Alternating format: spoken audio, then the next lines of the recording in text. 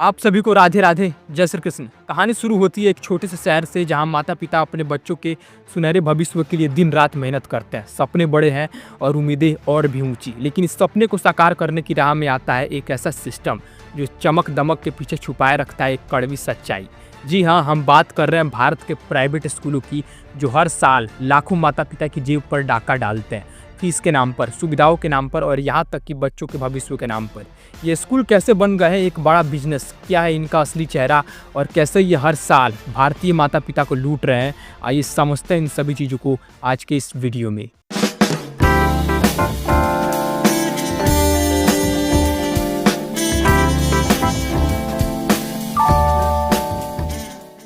बात शुरू होती है हमारे प्यारे देश भारत के एक छोटे से शहर जबलपुर से, जहां रमेश भैया अपनी बेटी रिया को अच्छी पढ़ाई दिलाने के लिए सपने देख रहे थे। रमेश भैया ने सोचा चलो प्राइवेट स्कूल में एडमिशन करवाते हैं, वहां तो पढ़ाई टॉप क्लास होगी। लेकिन जैसे ही वह स्कूल पहुंचे उनकी आंखें फटी की फटी रह गई। स्कूल वालों ने कहा एडमिशन के लिए 50,000 का डोनेशन दो, फिर फीस अलग से। रमेश भैया की जेब तो पहले से ही तंग थी, लेकिन बेटी के भविष्य के लिए उन्होंने हाँ कर दी, जिसके कारण इन्हें पहला बड़ा झटका लगता है किताबें और यूनिफॉर्म को लेकर। क्योंकि एडमिशन तो हो गया, लेकिन असली ड्रामा तब शुरू हुआ जब स्कूल ने रमेश भैया को एक लंबी लिस्ट थमा दी। किताबें, यूनिफॉर्म, कॉपियाँ, मोजे, टाई, सब कुछ स्कूल की अपनी दुकान से खरीदना जरूरी। रमेश भैया बाजार गए, वहाँ 30 रुपए की कॉपी मिल रही थी, लेकिन स्कूल की दुकान में वही कॉपी 80 रुपए की। मोजे जो बाजार में 20 रुपए के थे, स्कूल में 100 रुपए के। रमेश भैया ने सोचा ये तो लूट है, लेकिन स्कूल का रूल था बाहर से कुछ लाओगे तो बच्चे को क्लास में बैठने नहीं देंगे। मजबूरी में रमेश भैया ने सब कुछ स्कूल से ही खरीदा। अब कहानी शिफ्ट होती है झारखंड के खल्लारी शहर में, जहां सुनीता दीदी अपने बेटे राहुल को पढ़ाने के लिए दिन रात मेहनत करती थी। हर साल स्कूल की फीस बढ़ रही थी 10 से 15% तक। सुनीता दीदी ने स्कूल वालों से पूछा, भाई ये फीस क्यों बढ़ा रहे हो, कोई सुविधा तो दी नहीं? जवाब मिला, बस स्कूल का खर्चा बढ़ गया है। लेकिन सुनीता दीदी को पता था कि स्कूल वालों ने नया एसी ऑफिस बनवाया है और प्रिंसिपल साहब की नई गाड़ी भी आई है। फीस के साथ साथ किताबों का भी खेल था। 100 रुपए की किताबें स्कूल में 400 रुपए की। जब सुनीता दीदी ने विरोध किया तो स्कूल ने धमकी दी, राहुल का नाम काट देंगे। सुनीता दीदी चुपचाप पैसे भरती रही। अब चलते हैं देहरादून, जहां बड़े बड़े स्कूलों की चमक दमक देखकर आम आदमी का सिर चकरा जाए। वहां का ददून स्कूल तो ऐसा है कि फीस का नाम सुनकर ही रमेश भैया और सुनीता दीदी बेहोश हो जाए। 8 से 10 लाख रुपए सालाना। ये school AC classroom, swimming pool और हॉर्स राइडिंग का वादा करता है, लेकिन सवाल ये है क्या इतनी फीस हर बच्चे की पढ़ाई के लिए जरूरी है? देहरादून के इन स्कूलों में सिर्फ अमीरों के बच्चे पढ़ते हैं, मिडिल क्लास तो वहां झांक भी नहीं सकता। और केवल इतना ही नहीं दोस्तों, मुंबई में तो स्कूलों ने लूट का नया रिकॉर्ड बनाया है। धीरूभाई अंबानी इंटरनेशनल स्कूल की फीस है 12 से 14 लाख रुपए सालाना। वहां पढ़ाई के नाम पर इंटरनेशनल बोर्ड और स्मार्ट क्लास का ढोल पीटा जाता है, लेकिन फीस इतनी कि मिडिल क्लास के लिए सपने जैसी बात है। ऊपर से एडमिशन के लिए डोनेशन अलग, 2 से 5 लाख रुपए तक, वो भी बिना रसीद के। रमेश भैया जैसे लोग तो सोचते हैं इतने में तो हम अपने गांव में एक स्कूल खोल ले। प्रयागराज में सेंट जोसेफ कॉलेज और महर्षि पतंजलि विद्या मंदिर जैसे स्कूलों ने फीस में हर साल बढ़ोतरी की है। 2020 में 37,000 की फीस 2024 में 49,000 हो गई है, यानी कि 5 साल में 12,000 की बढ़ोतरी। जिसकी वजह से जब पेरेंट्स ने इसको लेकर शिकायत की कि स्कूल वाले बिना हमसे पूछे फीस बढ़ा देते हैं और किताब, यूनिफॉर्म का खर्चा अलग, लेकिन स्कूल वालों को कोई फर्क नहीं पड़ता। और मैं अपनी बताऊं तो कभी स्कूल वालों को कोई फर्क पड़ेगा भी नहीं, क्योंकि उनको सिर्फ अपना प्रॉफिट दिखता है। बाकी भाड़ में जाए आप, आपका बच्चा और उसका भविष्य, हमें कोई मतलब नहीं। आज के स्कूलों का यही फंडा है, जिसके कारण कई सारे लोग इससे तंग आ चुके हैं। जैसे सोशल मीडिया एक्स पर एक भैया ने लिखा, प्राइवेट स्कूल तो मॉल बन गए, किताबें, यूनिफॉर्म सब 10 गुना दाम पर।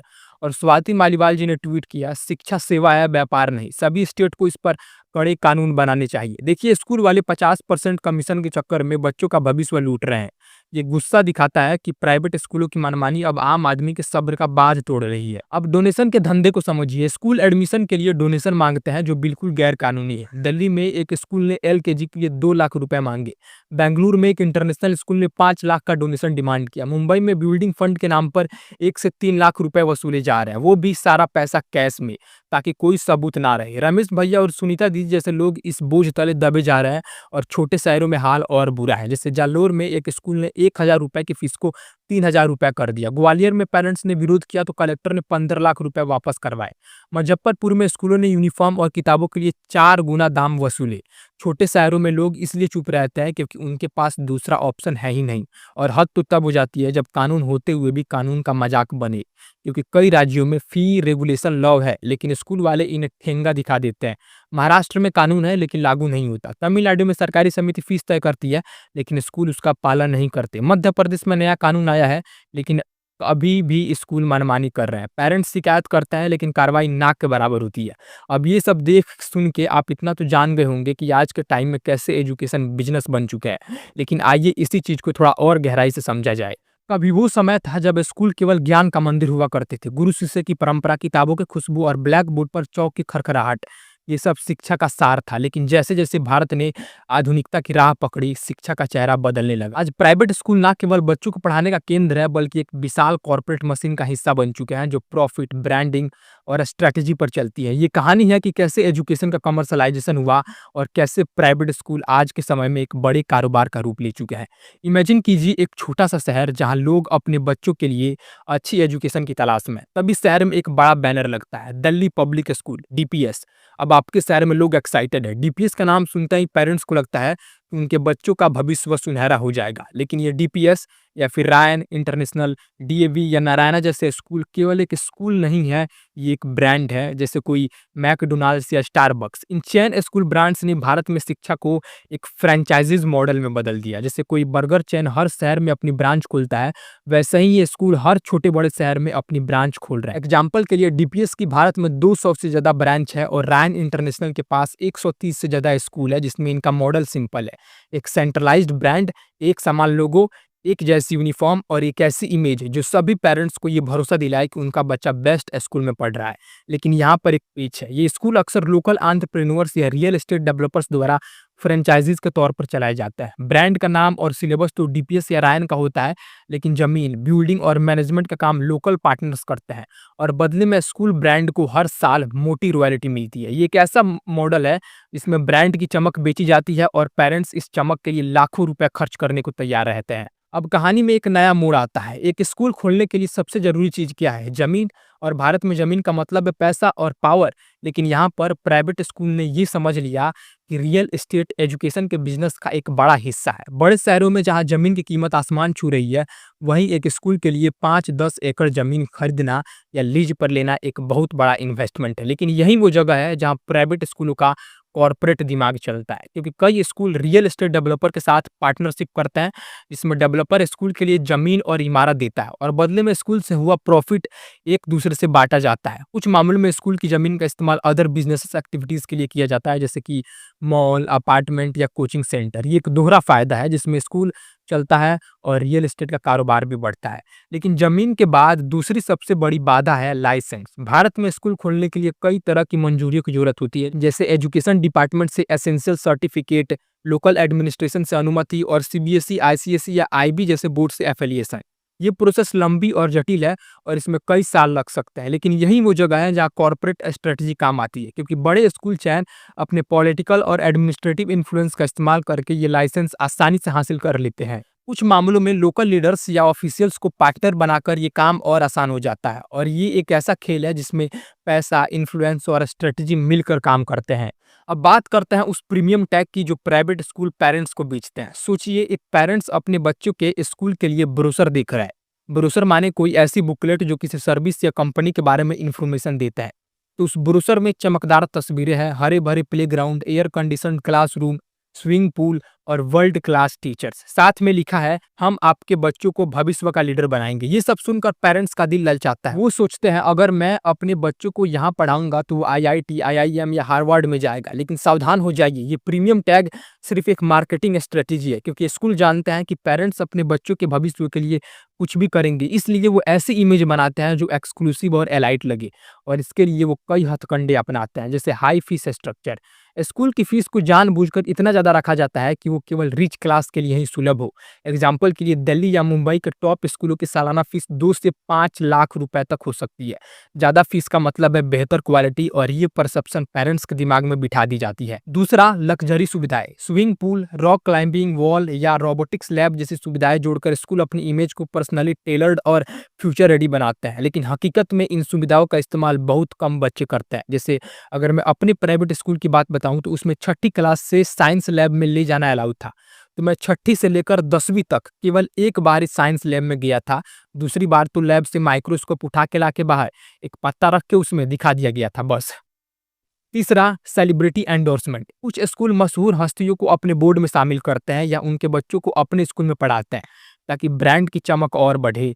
और चौथा, इंटरनेशनल बोर्ड्स, जिसमें सीबीएसई या आईसीएसई की जगह आईबी या आईजीसीएसई जैसे बोर्ड्स को बढ़ावा दिया जाता है क्योंकि ये ग्लोबल लगते हैं। तो इस प्रीमियम टैग की वजह से पेरेंट्स ये मान लेते हैं कि ये महंगे स्कूल ही बेहतर स्कूल है, लेकिन कई बार इन स्कूलों का एजुकेशनल लेवल एवरेज ही होता है और असली फायदा ब्रांड की मार्केटिंग से होता है। कहानी में अब एक और किराएदार आता है, कोचिंग सेंटर्स। भारत में इंजीनियरिंग और medical entrance examination JEE NEET का क्रेज इतना है कि स्कूल और कोचिंग सेंटर ने हाथ मिला लिया है। नारायणा, एफआईआईटी जेईई, आकाश और एलन जैसे कोचिंग इंस्टीट्यूट अब स्कूलों के साथ टाई अप करके इंटीग्रेटेड प्रोग्राम चलाता है। यहाँ पर एफआईआईटी जेईई से याद आया कि हाल ही में एफआईआईटी जेईई कोचिंग इंस्टीट्यूट पर ईडी वालों ने रेड मारा था और रेड मारने के 2 दिन बाद ईडी वालों ने बताया कि एफआईआईटी जेईई ने एजुकेशनल सर्विस प्रोवाइड करने के लिए 14,000 से ज्यादा बच्चों से 200 करोड़ रुपए लिए एज अ फी, लेकिन पैसे लेने के बाद कोई एजुकेशनल सर्विस प्रोवाइड नहीं की गई। यानी कि दिन दहाड़े कोचिंग वालों ने लूट लिया बच्चों को। अब इसे ही नाम दिया जा सकता है एफआईआईटी जेईई कोचिंग स्कैम। खैर, टॉपिक पर आते हैं। अब जैसे कि आपको बताया, नारायणा, एफआईआईटी जेईई, आकाश और एलन जैसे कोचिंग इंस्टीट्यूट अब स्कूलों के साथ टाई अप करके इंटीग्रेटेड प्रोग्राम चलाते हैं। इन प्रोग्राम्स में क्या होता है, बच्चे दिन में स्कूल में पढ़ते हैं और दोपहर या शाम को उसी स्कूल में कोचिंग की क्लासेस चलती है। एग्जाम्पल के लिए, नारायणा और एफआईआईटी जेईई जैसे इंस्टीट्यूट कई स्कूलों के साथ मिलकर जेईई नीट प्रिपरेशन के लिए स्पेशल बैच चलाते हैं। इन बैचों की फीस अलग से ली जाती है जो लाखों रुपए तक हो सकती है। स्कूलों को इसमें से कमीशन मिलता है और कोचिंग सेंटर को तैयार कस्टमर बेस, जिसके कारण ये गाठजोड़ पेरेंट्स के लिए भी अट्रैक्टिव बन जाता है क्योंकि पेरेंट्स को लगता है कि उनका बच्चा एक ही छत के नीचे स्कूल और कोचिंग दोनों का फायदा ले रहा है। लेकिन इसका दूसरा पहलू ये है कि बच्चों पर पढ़ाई का दबाव 2 गुना हो जाता है। सुबह 8 बजे से रात 8 बजे तक पढ़ाई, होमवर्क और टेस्ट, ये सब बच्चों के मेंटल हेल्थ पर भारी असर डालता है।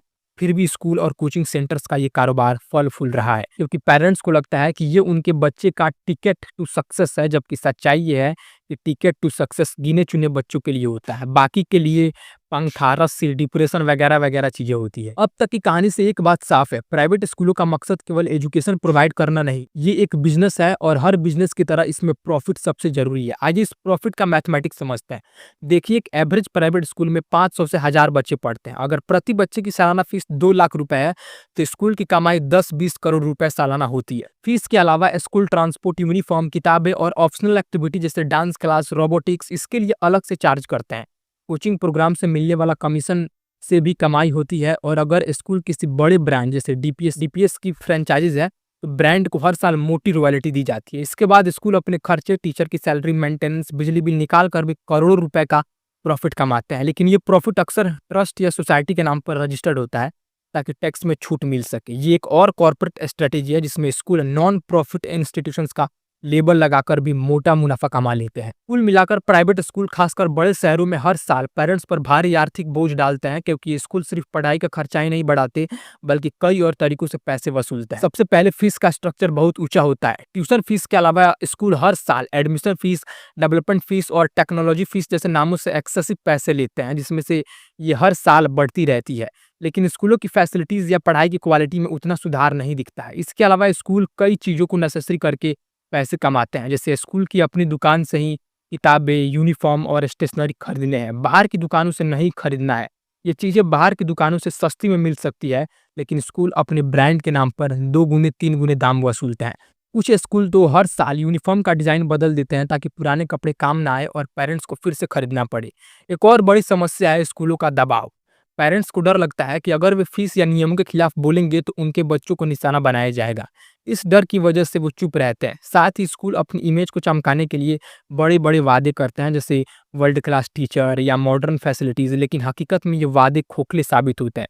यानी कि इसका इस्तेमाल बहुत ही कम होता है। कुछ केसों में तो ये नाक के बराबर भी होता है, जैसे हम अपने साइंस लैब वाला एग्जाम्पल दिया है। कुल मिलाकर प्राइवेट स्कूलों की ये व्यवस्था पेरेंट्स को मजबूरी में फंसाती है। अच्छी शिक्षा का लालच और सामाजिक दबाव उन्हें महंगे स्कूलों में अपने बच्चों को भेजने के लिए मजबूर करता है, लेकिन बदले में उन्हें बार बार निराशा और आर्थिक तनाव मिलता है। ये एक ऐसी चाल है जिसमें पेरेंट्स फँस जाते हैं और स्कूल इसका फ़ायदा उठाते हैं। तो इस सिचुएशन को बदलने के लिए सरकार को सख्त नियम लाने होंगे, स्कूलों की मनमानी पर नज़र रखनी होगी और पेरेंट्स को भी एकजुट होकर अपनी आवाज़ उठानी होगी। हालाँकि कुछ माता-पिता अब स्कूलों की मनमानी के खिलाफ आवाज़ उठा रहे हैं। कई स्टेट में जैसे राजस्थान और दिल्ली, सरकार ने प्राइवेट स्कूल की फीस और हिडन चार्ज पर कंट्रोल के लिए नियम बनाए हैं। तो वहीं कुछ गार्जियन कोर्ट में भी गए हैं और कुछ स्कूलों को जुर्माना भरना पड़ा है। लेकिन असली बदलाव तभी आएगा जब सभी पेरेंट्स जागरूक होंगे। रमेश और सीमा ने फैसला किया कि वे अगले साल से अपने बच्चों को किसी ऐसे स्कूल में एडमिशन करवाएंगे जो ट्रांसपेरेंट हो और एजुकेशन को बिजनेस ना बनाए। वो अब स्कूल के ब्रोशर की चमक पर नहीं बल्कि उसकी सच्चाई पर भरोसा करेंगे। ये कहानी हर उस पेरेंट्स की है जो अपने बच्चे के लिए बेहतर भविष्य चाहते हैं लेकिन स्कूलों की लूट की स्ट्रेटेजी का शिकार बन जाते हैं। शायद एक दिन शिक्षा फिर से एक मंदिर बन जाए जहां बच्चे ज्ञान के लिए आए, ना कि स्कूलों के मुनाफे के साधन बने। अब इसी के साथ ये वीडियो होता है खत्म। अगर आपको अच्छा लगा हो तो अपने दोस्तों के साथ शेयर कीजिए, अपने पेरेंट्स के साथ शेयर कीजिए। मिलते हैं किसी नेक्स्ट वीडियो में, तब तक के लिए राधे राधे, जय श्री कृष्ण।